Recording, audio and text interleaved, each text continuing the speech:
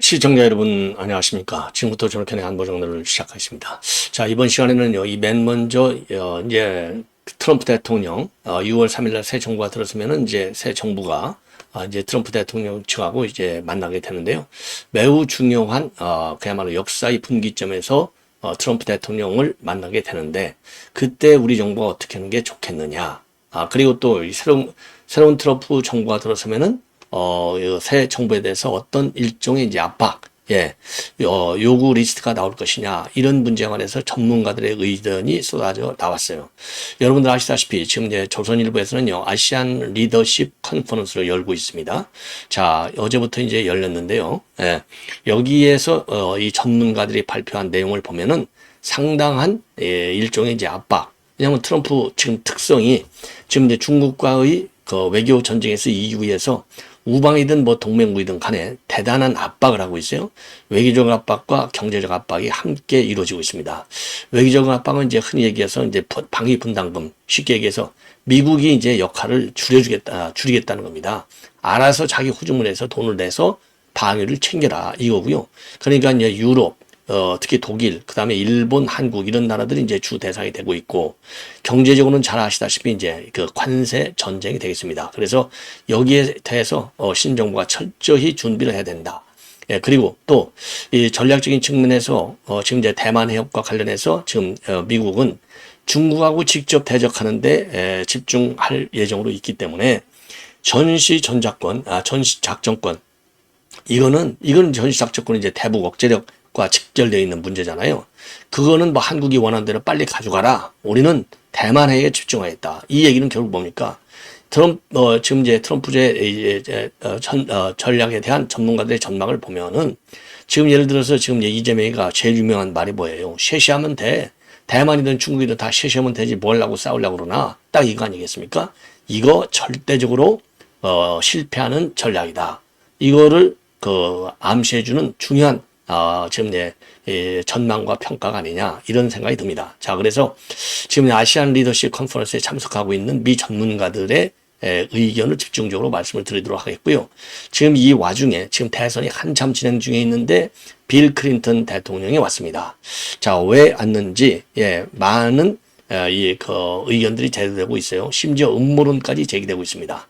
자, 그래서 이 빌 클린턴 대통령의 방한 문제도 다루도록 하겠고요. 그 다음에 이제 결국은 홍준표가 말이죠. 홍준표가 대선 전에는 들어오지 않겠다. 이런 입장을 내놨네요. 역시 홍준표답지 않나.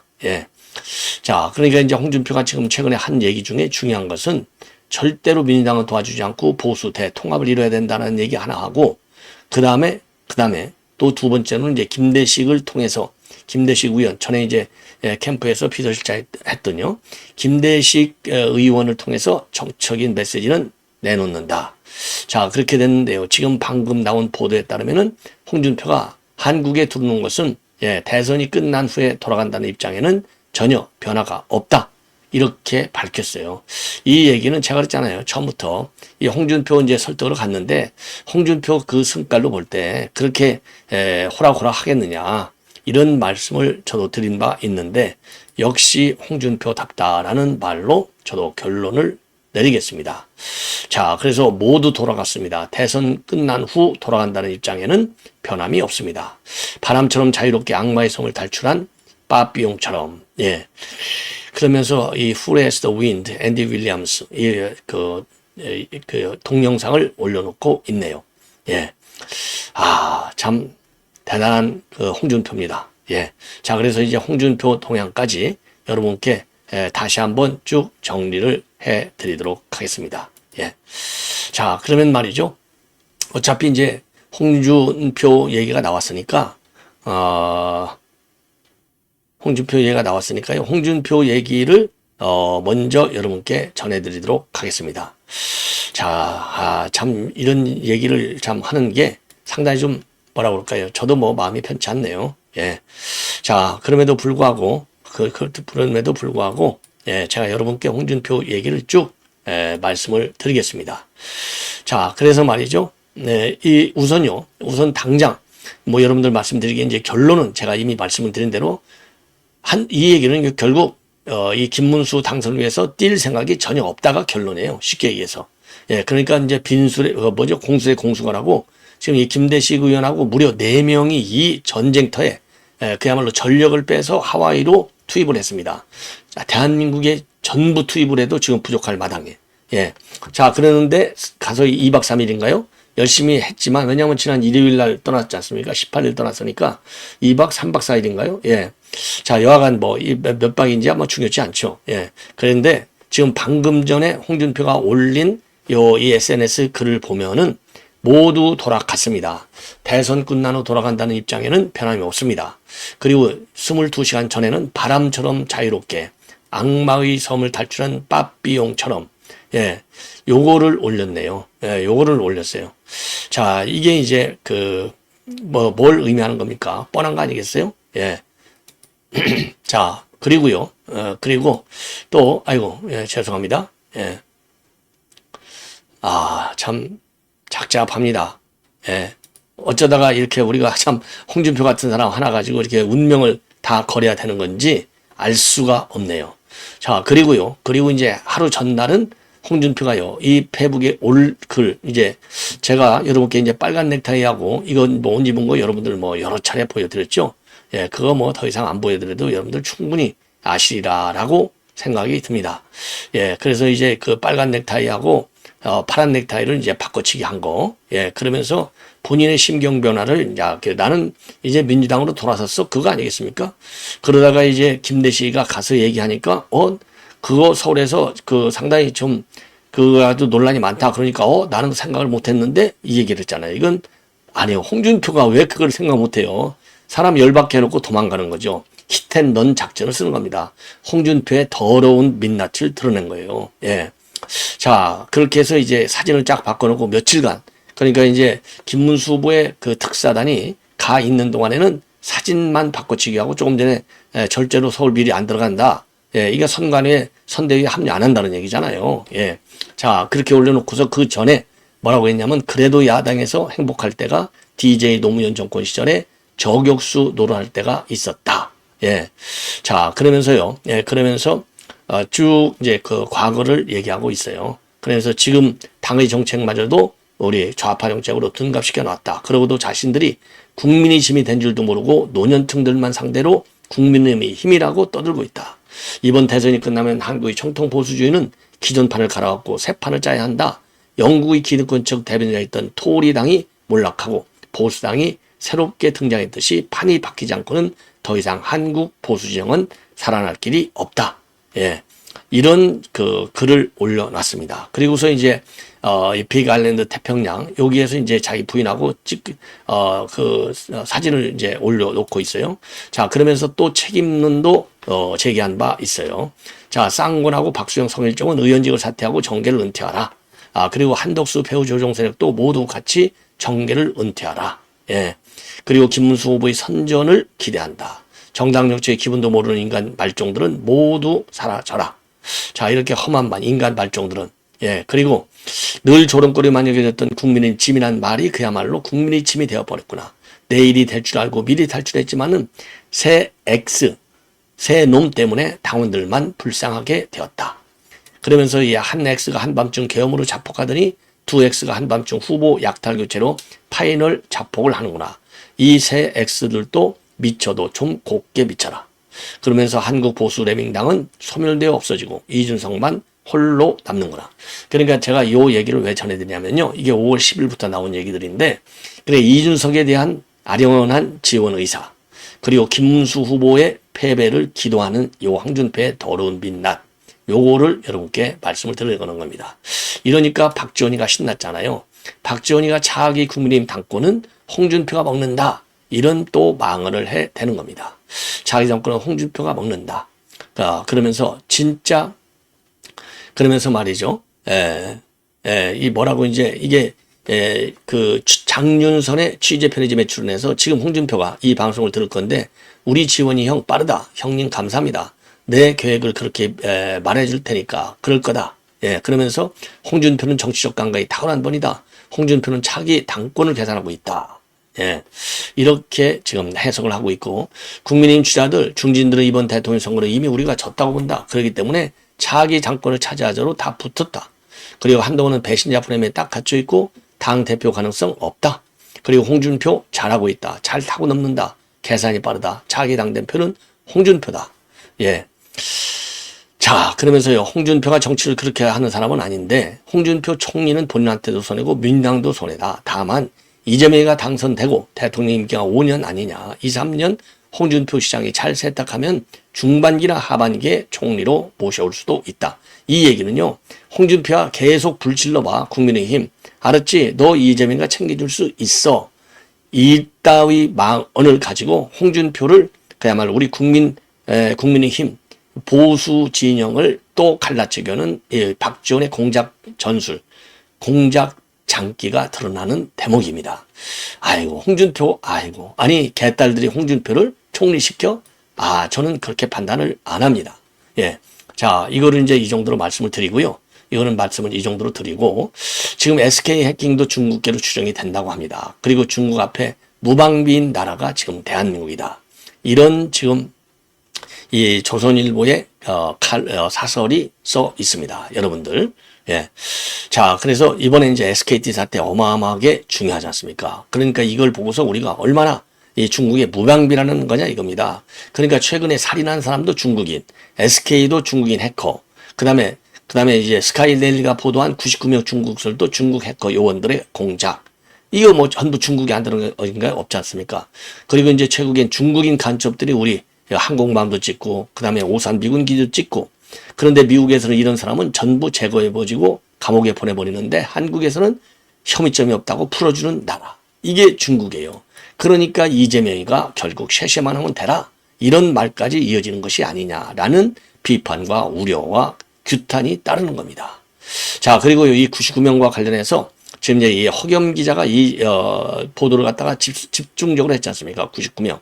그래서 이 허경 기자에 대해서 위계에 의한 공무집행 방해 혐의로 검찰에 구속영장을 어제 신청을 했습니다.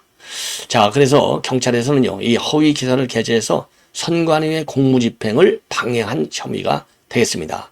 그래서 지난 1월 6일 날 중국인 간첩 99명을 미국 측에 인계해서 오키나와 미군 기지로 이송을 했고, 신문 과정에서 이들이 선거 개입 혐의를 일체 자박했다. 그리고 선관위는 이것은 명백한 허위사실이다.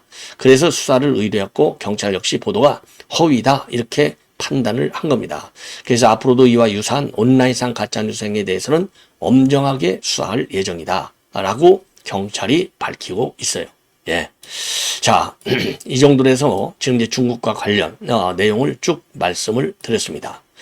자, 그런데 그리고요, 지금 이제 이재명이가 말이죠, 중요한 것 중에 하나는 지금 방탄유리까지 치면서 지금 연설을 하고 있어요. 유세를 하고 있어요. 그만큼 암살설, 이게 이 첩보가 거의 사실이야 라고 가정하게 할 수 있는 중요한 지금 조치 중에 하나가 방탄유리입니다. 그런데 방탄유리, 방탄조끼 가지고도 부족해. 그래서 방탄유리까지 치고 있는 거예요. 사상 초유. 예, 트럼프 흉내내는 거죠. 예, 트럼프가 그렇게 했으니까. 그러니까 실제로 테러라고 하는 것은 막으려면 0.1% 가능성에 막아야 되기 때문에 어떤 조치라도 다 할 수 있는 게 맞아요. 이재명이가 방탄유리 치는 걸 나쁘다고 할 수는 없어. 그러나 중요한 것은, 그러면 우리가 비판하는 지점은, 아니 그렇게 암살설을 해서 방탄유리, 방탄조끼까지 동원할 정도가 되면 경찰에서 지금 한두 달을 수사하고 있는데 뭔가 나와야 될 것 아니냐. 왜 안 나오냐 이겁니다. 나경원 의원이 경찰한테 의견을 받았는데도 경찰도 전혀 들어와 있는 게 없다. 그거 아니에요. 예? 그러면 이게 진짜냐 가짜냐로 이어지는 겁니다. 진짜나 가짜냐로. 그러한 와중에 어제 오전 11시 26분경에 민당사 인근에서 30대 남성 A씨를 갖다가 공공장소 흉기 소지 혐의로 현행범 체포를 했어요. 현행범 체포. 자, 그래서 체포하고 났더니 가방에 이런 지금 자료, 이 총기, 이런 거를 가지고 있었다는 겁니다. 총기하고 칼하고 그 다음에 비비탄, 요 세 가지를 가지고 있는 것이 이제 확인이 됐어요. 확인이. 자, 그래서 이걸 가지고 댓글을 보면 이거 자작극이냐 아니냐 가지고 이제 또 논란이 야기되고 있는 겁니다. 예. 참 기가 막히지 않아요? 자, 그래서 경찰에 따르면요, 이 A씨는 체포 당시에 10cm 길이의 칼, 그 다음에 가스 충전식 비비탄 총, 보셨잖아요. 그래서 이거를 어떻게 잡았느냐? 지금 이제 이 당사 인근에서 서성이는 거, 배회하는 것을 경찰이 봤어요. 왜? 경찰이 거기 경비를 쓰고 있으니까. 그래서 불신 검문을 했어. 뭐, 나 잡아가시오 하고 두리번거렸겠죠. 그러니까 당연히 잡아가지. 현행범으로. 가방 안에 저런 흉기가 들어있는데 아직까지 흉기나 비비탄 총을 이용해서 누군가를 위협하거나 당사 진입을 시도한 사실이 없는 것으로 파악하고 있어요. 자, 그래서 CCTV를 분석하고 있고 지금 조사를 계속하고 있고 사건 경위를 지금 파악하려고 하는데 이것도 하여튼 수상하다 이겁니다. 예. 왜 두리번거려 거기서. 그리고 더 중요한 것은 당사 진입 시도 사실도 없고 그리고 총기나 이런 흉기를 이용해서 누군가를 위협하는 그런 것도 하나도 없고 자, 그래서 CCTV가 뭐가 나와 있는지 한번 보라 이겁니다. 예, 참, 야, 별의별 의심들이 다 생기고 별의별 사태가 다 벌어지고 있는 게 대한민국의 선거판이다.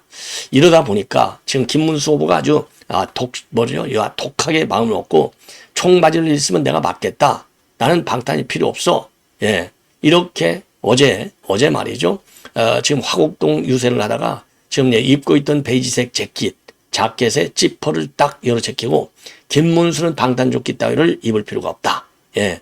그러면서 너는 방탄조끼도 경리도 필요 없다.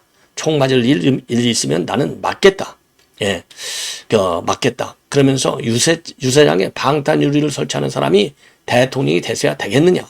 예.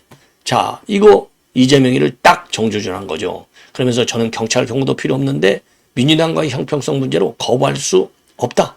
예, 거부할 수 없다. 예, 경찰 경호 지금 받고 있잖아요. 예. 그리고 이제 부인도 설랑영 여사도 저희는 특별한 죄가 없어서 방탄할 필요가 전혀 없고 지금까지 떳떳하게 살았는데 누가 우애를 가하겠느냐. 예. 그리고 우리 국민 측에서는 공식적으로 상식을 벗어난 이재명 성역을 완성하고 있다. 자, 그래서 이거요. 예, 이거 정말 참 기가 막힌 일이 아닌가라는 생각이 들어요. 4월 초부터 아예 방탄조끼 입고 다 누비고 있어요. 그리고 19일 날 설치를 했고 예, 방탄 유리를 막을 그리고 또 당에다가요. 저 테러 대응 TF까지 구성해 놓고 있고요. 야, 참 민생과 관련된 일을 이렇게 철저하게 하면 얼마나 좋을까? 뭐라죠? 인기 영합주의죠. 포퓰리즘에 치우친 정책을 내놓을 게 아니라 이런 지적을 하고 싶습니다. 자, 그 다음에 이제 마지막으로 트럼프 얘기를 좀 하겠습니다. 자, 이 조선일보의 이 리더십 컨퍼런스에 지금 초대를 돼서 온 전문가들의 의견이 되겠습니다. 자, 그래서 전문가들은 한마디로 트럼프가 대만 해협 위기 관리에 집중하기 위해서 차기 정부에 대해서는 전작권 이양의 속도를 낼 가능성도 상당히 크다. 이거 굉장히 중요한 정책의 변화. 민주당에서는 이거 원하죠. 노무현이가 이걸 맨 먼저 지적한 거 아니에요. 노무현이가 2012년, 13년대 이걸 갖고 오겠다라고 했는데 아무리 봐도 이게 안 돼.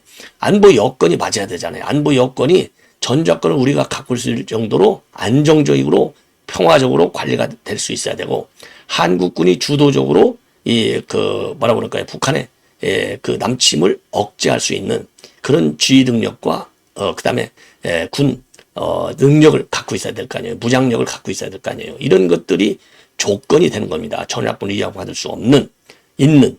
그래서 노무현 때는 기간을 딱 정해놓고 특정 데드라인을 정해놓고 전작권을 이양해야 된다 이렇게 했는데 그 이후로 MB 때부터 타임을 정하면 안 돼. 조건을 정해야지. 그래서 조건에 기초한 전작권 이양으로 지금 바뀌었어요. 기준이. 근데 이거를 빨리 가져가라고 한다는 거 아니에요. 그리고 두 번째 중요한 것 중에 하나는 미중 기술 경쟁이 지금 굉장히 세잖아요. 그래서 한국이 양다리 걸치거나 아니면 중국 쪽으로 기울어버리면 미국은 원전이나 반도체와 같은 첨단 산업과 관련된 지재권, 재산권, IP 이슈로 한국 기업을 압박할 가능성이 크다. 이렇게 입을 모았다는 겁니다. 이게 얼마나 중요하냐. 그리고 세 번째, 한미동맹이 변화의 갈림길에 지금 놓여 있다. 예, 이거는 최근에 브런슨 주한미 사령관이 한군 중국 앞에 고정된 항공모함과 같다. 이 주한미군의 역할 조정을 공식화하지 않습니까? 그래서 이 동맹체제 일대 변화를 가하는 많은 압박과 요구를 할 수 있다는 겁니다.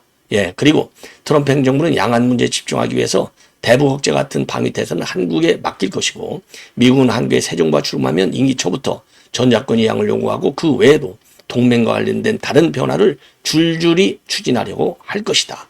예, 이런 입장을 내놓고 있는 겁니다. 예, 그러면서 한국의 새 리더십이 한국과 지금 어느 방향으로 한국의 미래를 끌고 갈 것인지 특히 미국과 중국이 예의주시할 것이다. 예, 이런 입장을 내놓고 있습니다. 자, 그리고 이제 또 하나, 햄리 회장. 이 햄리 회장은 미 보수주의, 그 전 햄리 전략국제문제연구소 CSIS.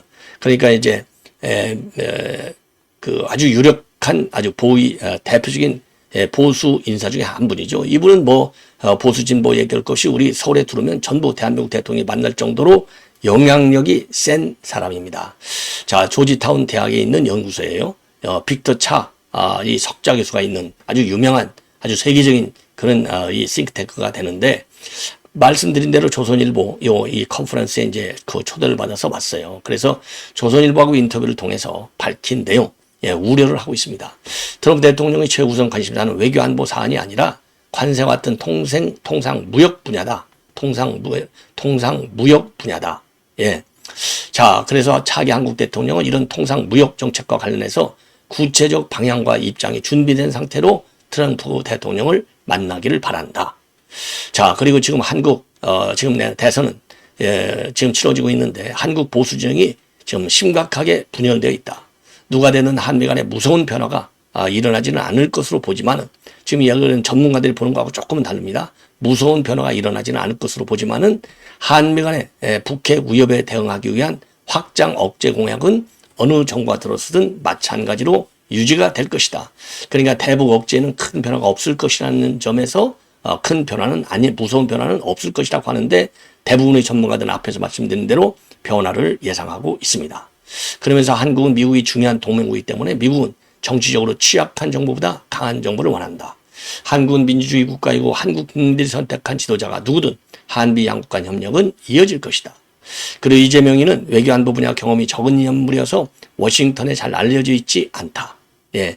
자, 그래서 지금 워싱턴에서는 그 옆에 어떤 참모들이 함께 하는지를 중요하게 지켜볼 것이다. 예, 그리고요, 지난번에 이제 최근에 왔는데 그때 90분간 이재명이를 만났어요. 존 햄리 그 회장이. 근데 그때는 자기 생각을 잘 얘기 안 하고 주로 듣더라, 묻더라. 예, 관세 정책하고 미국의 대중 정책관에서 질문을 많이 한 게 인상적이었다. 예, 질문을 많이. 왜? 지금 이재명의 쉐쉐 때문에 미국 내 정가가 뒤집혀서 손해보고 있잖아요. 그러니까 자기 의견은 얘기 안 해. 약어가지고 이재명이가. 그러면서 민주당은 전통적으로 한미 동맹만큼 한중 관계도 중요시하고 있고 중국과 러시아 관계를 강화를 해서 북한을 변화시키는 접근법을 선호하는 것으로 알고 있으나 집권 시 어떻게 할지는 지켜봐야 알 수 있을 것이다. 유보적이에요. 지금 이재명의 민주당이 어떻게 나올지. 북한은 필요에 따라 중국과 러시아를 다 이용하고 있는데 중러 관계를 통해서 북한 변화를 끌어내는 접근법이 가능할지 모르겠다. 의문이다. 이 얘기는 결국 뭡니까?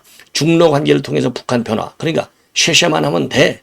이런 지금 이재명의 전략을 가지고 과연 북한 변화를 끌어내겠느냐? 거기에 대해서는 의심이다. 그러니까 이재명이 지금 외교 전략 이거 이해할 수 없다. 이 얘기나 마찬가지가 아니겠습니까? 예. 자, 이 정도로 얘기했고요. 그리고 빌 클린턴 대통령이 지금 서울에 왔습니다. 예, 서울에 왔어요. 그래서 지금 이렇게 광화문에서 찍은 사진, 세종대왕 앞이잖아요. 근데 이번에 빌 클린턴 대통령이 온 것은 이게 비밀리에 이제 왔는데, 비밀리에 왔어요. 근데 이제 김병주 회장, MBK 파트너스 지금 수사를 받고 있잖아요. 출국 금지를 시켰는데, MBK 김병주 회장의 초청으로 왔다.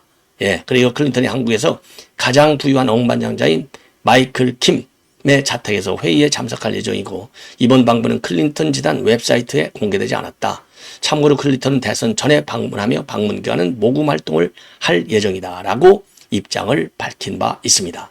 자, 그래서 이번에 이거 이제 도널드 트럼프 대통령의 비선으로 평가받고 있는 그런 게 루머가 X를 통해서 클린턴 대통령이 한국 대선을 불과 몇 주 앞두고 한국을 방문할 계획이다. 이번 방문은 중국의 전략적 이익을 도모해서 한국 대선에서 극좌 성향이 승리하도록 지어라는 의도일 가능성이 크다. 이런 음모론을 제기하고 있습니다. 예. 이런 음모론까지 지금 나오고 있어요. 예. 자, 그래서 요 클린턴 대통령 정말 왜 왔는지, 예, 정말 음모론, 예, 극좌 성향의 그런 이 활동을 하고 한국 대선을 극좌 성향이 승리하도록 이거는 뭐 이재명 승리하도록 지원하는 의도도 크다 이렇게 극우론객 로라 두머가 되겠습니다. 미국에 이분이 이제 이런 글을 올려놨는데 글쎄요. 하여튼 뭐 지켜보도록 하죠. 예, 시청자 여러분 이렇게 해서 본 방송은 마치겠습니다. 대단히 고맙습니다.